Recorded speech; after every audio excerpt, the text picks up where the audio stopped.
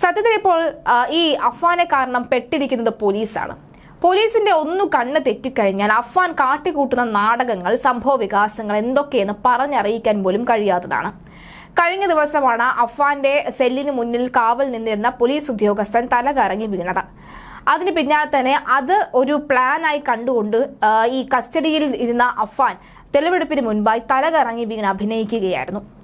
ഞാൻ ചാകും സാറേ എന്ന് പറയാൻ തുടങ്ങിയിട്ട് നാളുകളായി. എന്നാൽ പിന്നെ നീ പോയി ചത്തൂടെ എന്നായി സമൂഹ മാധ്യമങ്ങളിലെ കമന്റുകൾ. കാരണം 23 വയസ്സ് എന്നുള്ളത് മാത്രമല്ല, അഫ്വാനോട് ഒരു ദയ തോന്നിക്കുന്ന ഒരു തരത്തിലുള്ള കാരണങ്ങളും ഈ ഒരു കൊലപാതകങ്ങളിൽ ഇല്ല എന്നുള്ളതാണ്.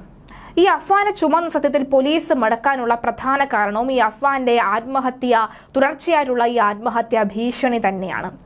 അഫ്വാൻ കഴിഞ്ഞ ദിവസങ്ങളിലൊക്കെ തന്നെ ഒരു കൈലിയാണ് ഉടുത്തുകൊണ്ട് നടന്നിരുന്നത്. പക്ഷേ ഈ കൈലി പോലീസ് ഉരിഞ്ഞു വാങ്ങി ട്രൗസർ ഇട്ട് കൊടുക്കുകയായിരുന്നു അഫ്വാൻ. കാരണം കൈലിയിൽ ഒരുപക്ഷെ അഫ്വാൻ തൂങ്ങിയാടാനുള്ള സാധ്യതയുണ്ട്. ഇനി ഒരുപക്ഷെ സ്വന്തമായി ആത്മഹത്യ ചെയ്തില്ലെങ്കിൽ പോലും ആത്മഹത്യ ചെയ്യുമെന്ന ഭീഷണി മുഴക്കാനെങ്കിലും അഫ്വാൻ ഇത് ഉപയോഗിക്കും. കാരണം അഫ്വാന്റെ ബുദ്ധിയൊന്നും ഒരു 23-കാരൻ സാധാരണ ചിന്തിക്കുന്ന ബുദ്ധിയൊന്നുമല്ല. ഫോണിൽ ഇതിനെക്കുറിച്ച് തിരഞ്ഞിട്ടില്ല, അതുമായി ബന്ധപ്പെട്ട ഒരു തരത്തിലുള്ള ചർച്ചകൾ നടത്തിയിട്ടില്ല. പക്ഷെ അഫ്വാന്റെ ബുദ്ധിയിൽ തോന്നുന്ന ഓരോ സംഭവ വികാസങ്ങളും ഒരു 23 വയസ്സുകാരന്റെ ബുദ്ധിയിൽ തോന്നേണ്ട ഒന്നല്ല. അതിന്റെ ഏറ്റവും ഒടുവിലത്തെ തെളിവായിരുന്നു കഴിഞ്ഞ ദിവസം പുറത്തു വന്നത് അഫ്വാൻ സ്നേഹിച്ചിരുന്ന പെൺകുട്ടിയോടും കടുത്ത പകയായിരുന്നു എന്നുള്ളത്. മാത്രമല്ല, നിലവിലെ സാഹചര്യത്തിൽ അഫ്വാന്റെ ഇളയ സഹോദരൻ ഇയാളെ കൊല്ലുന്ന സമയത്ത്, ഈ ഇളയ സഹോദരനെ കൊല്ലുന്ന സമയത്ത് ഇക്ക എന്ന് മാത്രമായിരുന്നു വിളിച്ചിരുന്നത്.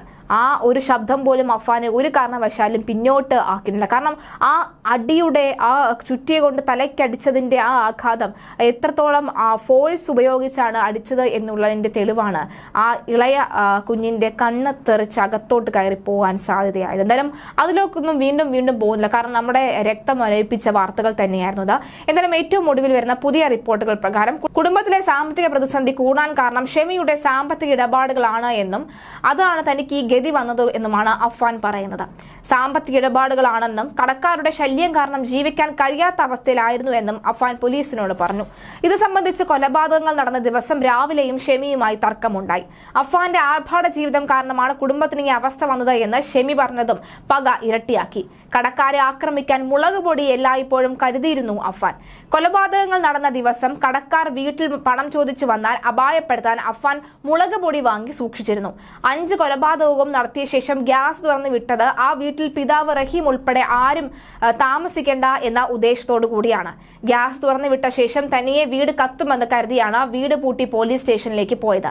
പല വീടുകളിലായി തലയ്ക്കടിച്ച് കൊലപ്പെടുത്തിയവരുടെ വിവരം പുറം ലോകത്തെ അറിയിക്കണമെന്ന ഉദ്ദേശത്തോടു കൂടിയാണ് പോലീസ് സ്റ്റേഷനിലേക്ക് പോയത്.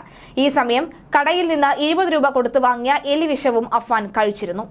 തങ്ങളെല്ലാവരും മരിച്ചാൽ ഒറ്റയ്ക്കായി പോകുമെന്നതിനാലാണ് സഹോദരൻ അഫ്വാനെ തലക്കടിച്ചു കൊന്നത് എന്നും അതിൽ തന്നെ ഈ കുറ്റബോധമൊന്നും ഇല്ലെന്നും അഫ്വാൻ പോലീസിനോട് പറഞ്ഞു. സാമ്പത്തിക പ്രതിസന്ധിക്കിടയിൽ പണയം വെച്ച മാല തിരികെ ചോദിച്ചതിനാലാണ് സുഹൃത്ത് ഫർസാനയോടും ദേഷ്യമുണ്ടായിരുന്നത്. അതിനാലാണ് വീട്ടിലേക്ക് വിളിച്ചു വരുത്തി കൊലപ്പെടുത്തിയത്. പിതൃമാതാവ് സൽമാ ബീവിയെ കൊലപ്പെടുത്തിയ ശേഷം സ്വർണമാല കൈക്കലാക്കി ഈ മാല പണയം വെച്ച് 75,000 രൂപ വാങ്ങിയ ശേഷം കല്ലറയിലെ ATM മെഷീൻ ഉപയോഗിച്ച് 45,000 രൂപ അക്കൗണ്ടിലേക്ക് ഡെപ്പോസിറ്റ് ചെയ്യുകയായിരുന്നു. തുടർന്ന് ഈ പണം രാവിലെ വിളിച്ച് ശല്യപ്പെടുത്തിയ 4 കടക്കാർക്ക് അയച്ചു കൊടുത്തു.